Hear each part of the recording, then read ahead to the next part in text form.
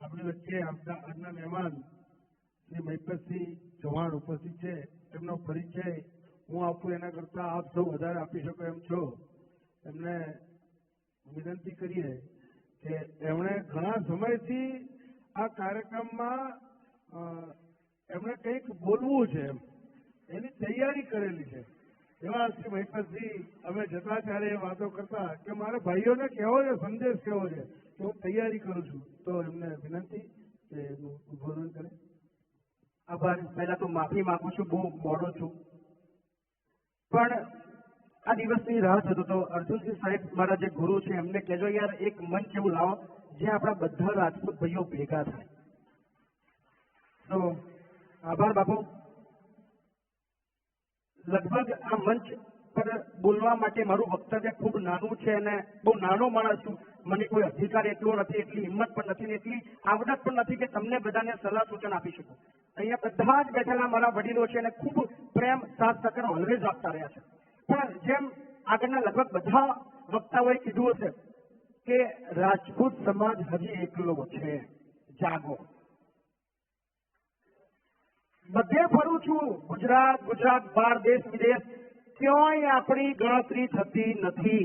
આ કડવું કદાચ કોઈ બોલશે પણ હું બોલું છું. ક્યાંય તમારી વેલ્યુ છે નહીં. આ હકીકત છે. કારણ કે મય એટલા ભાગલા, એટલા વિવાદો ને એટલા વાડાઓ પાડી દીધા છે કે હાથ પેઢીએ નહીં 17 પેઢીએ બી ભેગા નહીં થઈ શકો એવી સિસ્ટમ બનાવી છે. પણ આ સિસ્ટમ તોડવા માટે આ બધા જ આગેવાનો ખૂબ મહેનત કરી રહ્યા છે. હવે જાગો.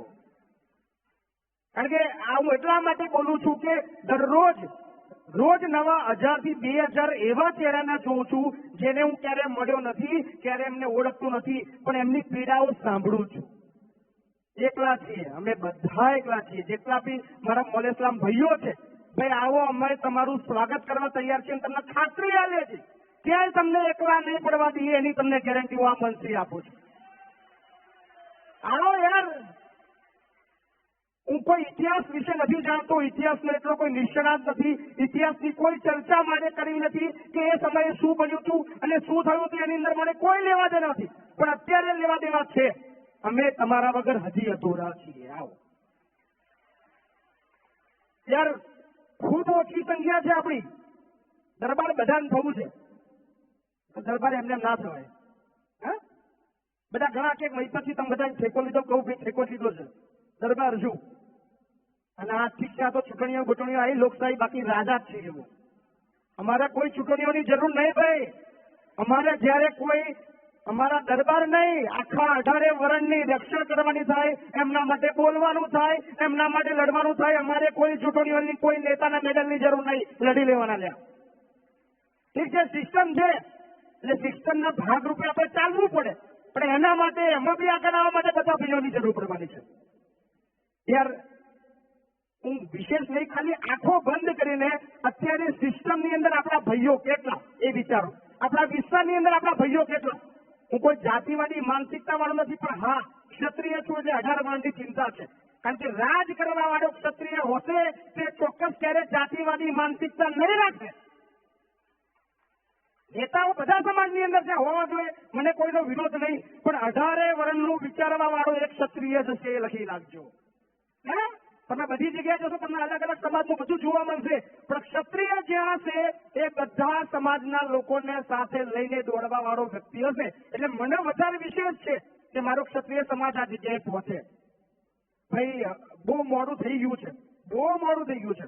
અને આ વખતે નહીં જાગ્યા, આ છેલ્લી પેઢી છે એ બી લખી રાખજો. અત્યારે જગાડવાનું કામ કરવા વાળી આ છેલ્લી પેઢી બેઠી છે. હવે પછીનો જે નવો યુવા છે કે કદાચ મારા પછીનો જે યુવા છે એ કોઈ નવરો નહીં કે તમને જગાડવા આવે ને તમને કહેવા આવે આવો પાછા. એ વખતે એકલા રહી જશો. બહુ ખરેખર સાચું કહી રહ્યો છું કે તે વખતે જે પીડા કોઈ બોલાવા નહીં આવે, કઈ કોઈ તમને એ બાબતમાં સહકાર આપવા બી નહીં આવે, બાકી આ છેલ્લા છે એમને બધી પીડાઓ જોઈ છે, વેચ્યું છે, જોયું છે, એટલે ખૂબ મહેનત કરવા નીકળ્યા છે. આવકારી લો. ઓલવેઝ તમારી સાથે છું. જ્યાં તમને એવું લાગે કે આ બાજુ આવ્યા પછી તમને સ્ટેજ પર કોઈ પણ બાબતની તકલીફ આવે, ખુલ્લેઆમ મારું સમર્થન કરતા આવો, ચિંતા ના કરતા. ખાસ શિક્ષણ બાબતની અંદર પણ જાગવાની જરૂર છે. બહુ પાછળ છીએ. દીકરીઓનો બી ભણાવવામાં આપણે બહુ પાછળ છે, દીકરાઓ બી આપણા ઓછું ભણે છે, એમાં બી જાગવું પડશે. પણ ખાસ અત્યારે જરૂર છે ક્ષત્રિય એકતા, રાજપૂત એકતા, બધા રાજપૂત ભાઈઓ એક બનો. બે વાડા બંધ થાય, આ બે શબ્દો બોલવાના બંધ થવા જોઈએ ભારત દેશની અંદર. મારું એવું સપનું છે. બાપુ શું કેવું છે અર્જુનસિંહ? ઈચ્છા છે અને એક સપનું છે. બે ના હોય ભાઈઓ એક જ છે બધા. જેટલા બી મારા ભાઈઓ અહીંયા બેઠા છે બધાને આવકારું છું, આમંત્રણ આપું છું. હું લવણની મારી એ જગ્યા પર તમને નિમંત્રણ આપું છું કે આવો, આવા બધા પરિવારને આપણે એક બનાવીએ. એના માટે હું આપણે બધાને હાર્દિક આમંત્રણ આપું છું. અને એ માટે હું જેટલા બી જે મહેનત કરી રહ્યા છે એમને હું સામેથી મારી આગેવાની માંગવા માંગુ છું કે મને આ બાબતની અંદર જવાબદારી આપો. ઠીક છે, સમયનો બહુ તકલીફ છે, પણ રાત્રે 8 થી 10 2 કલાક જેટલી જગ્યાએ દોડવાનું થશે, સમજાવવાનું થશે, જે કરવાનું થશે બધું કરવા હું તૈયાર છું. પણ મારે મારા ભાઈઓને બધા પાછા લાવવા છે. કારણ કે હજી બી હું એવું કહું કે આ બધા જ અને અમે બધા તમારા વગર અધૂરા છીએ, તમારા વગર કશું નહીં કરી શકીએ.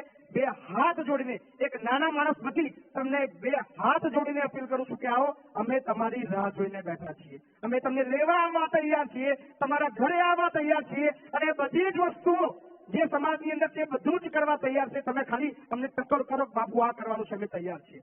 તો વિશેષ વાત નહીં કરું, બહુ મોડું થઈ ગયું છે.